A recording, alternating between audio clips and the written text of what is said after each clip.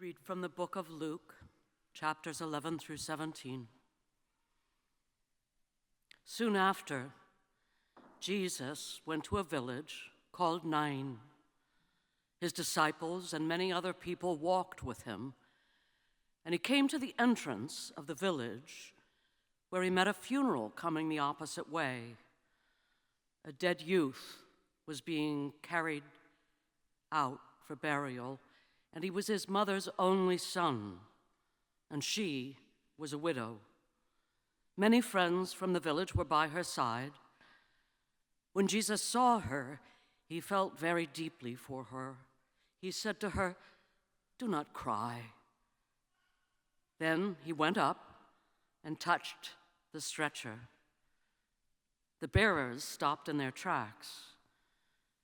Then Jesus said, "Young man, get up, I tell you." The dead boy sat up and began to speak. Jesus gave him back to his mother. Great fear seized everyone, and they glorified God, saying, "A great prophet has been raised in our midst, and God has taken not of God's people." And talk like this about Jesus went around in all Judea and all the countryside. The word of the Lord. Thanks be to God. First, after this reading, I need to set the record straight. I partly started in Friday message, if you listen to that, because we need to understand what was not the miracle of this story. Yes, Jesus was known to raise people from the dead, but in his time, frankly, that was nothing unique. He himself is known about raising a number of people. Lazarus comes to mind, or daughter of Jairus, the head of synagogue. And in the Hebrew Bible, Elijah and Elisha both performed such miracles. And in Hellenistic times, in those times of those days, raising the dead almost belonged to the job description of any self-respecting wonder worker. There are stories from the pagan world and later Christian hagiographies about the saints. Apollonius of Tyana, for instance, is said to have stopped a funeral procession and restored a young woman, in that case woman, to life, remarkably close to what Jesus did in Nain. So raising the dead was the prerequisite almost of this story, but not its true miracle, not its true message. That act is the canvas and paint, while the real message is the painting. It is like paper and ink on which the letter of divine love and hope is written. So what is the real miracle here? First, we need to look at the widow and the orphan. The true miracle lies in the cast of characters here. At the center are widow and her only son. He was his mother's only son, and she was a widow. Even in Greek, this line is somehow awkward, almost emphatic, like underlining. Luke wanted to underline with red ink here. Widow and orphan was a signal phrase in ancient times, from Hammurabi to the prophets and onwards to early church. It meant the most vulnerable, those without social, economic, or legal protection in their society. In today's world, we might say the homeless, mentally ill homeless on our streets, the migrants, or the refugee. Throughout the scripture, runs a divine warning, especially strongly among the prophets. If you neglect the poor, your nation will not stand. To forget the widow and orphan is to uproot. It's to uproot your own well-being. And so the real miracle at 9 is this. While society forgets its most vulnerable, God does not. God remembers. God stands with them and for them. But we need to continue further. What is the real miracle here? And that is what I would call divine compassion. When Jesus saw the widow, he was moved with compassion, we read in the Bible. And the Greek verb is splanknizomai. Sorry for speaking in foreign languages, but it has a meaning, splanknizomai. And it looks, we would say, it grabbed him by his heart. If we want to really say something more than that, we would say it grabbed him by his throat.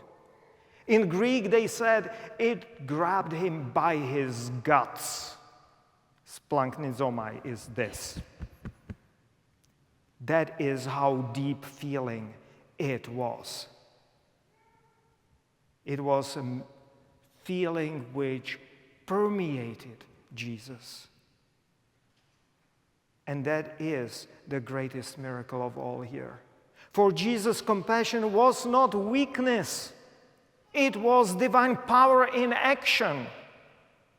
Some politicians these days, and you know whom I mean, or you can easily find it, even some so-called Christian politicians sneer at compassion, calling it naive, weakness, or useless.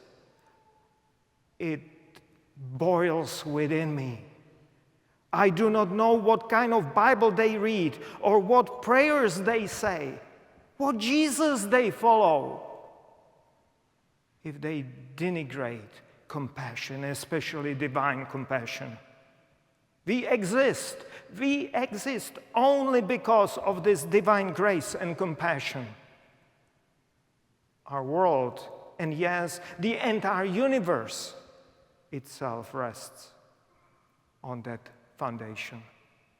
Compassion, divine grace is the heart of the gospel, not just of today's reading, but of the gospel. Full stop. But now I must preach about fear of God. It's present there as well. And for some people, just this combination, fear of God, immediately triggers a wrong impressions. So let us approach it a little bit in a circle around and look at resurrected who started to speak. Resurrected who started to talk. When the crowd saw what happened, they were seized with great fear, we read in the Bible. Imagine the dead suddenly coming back to life and talking. Yes, it is frightening, but it might have a little bit more in it than just that. This moment reveals that death does not have the final word over the world. The dead are not dead to God. Dead people are not dead for God. And if the dead could speak, what would they say? That is a frightening thought for anyone with an uneasy conscience. Imagine, for instance, imagine those drowned girls from the summer camp in Texas rising and speaking. What might they tell us about negligence, about duties abandoned, about leaders who failed them and a warning ignored, federal agencies gutted. Or imagine the children of Mariupol theater. From that theater marked in giant letters, Děti. Children. Suddenly speaking, what would they tell to their bombers, their commanders, to the petty tyrant in the Kremlin, or to us who have almost forgotten? And imagine the children of Gaza, more than 18,000 known by name, speaking of tyrants who twist the scripture into a deadly ideology, or powerful governments that look away, or even condone injustice and torture, or our silence or our shy, quiet gestures, too worried to stand for what is right so that we would not offend our neighbors. The resurrected sitting up and talking, that is in truth an encounter with the judgment seat of God. It's the visualization for us for that moment in this story. God sees beyond the horizon of death. God does not forget. It is hard to face, friends, but we must. Because this holy fear of divine judgment is cathartic, cleansing. It has the power to reorder our lives, to heal, and to set us free from the small daily fears we all live under. Fears for our livelihoods, fears for our economic safety, fears of political oppression. Those are petty fears. Don't be afraid of them. Fear what would be said at the time of judgment, the real one.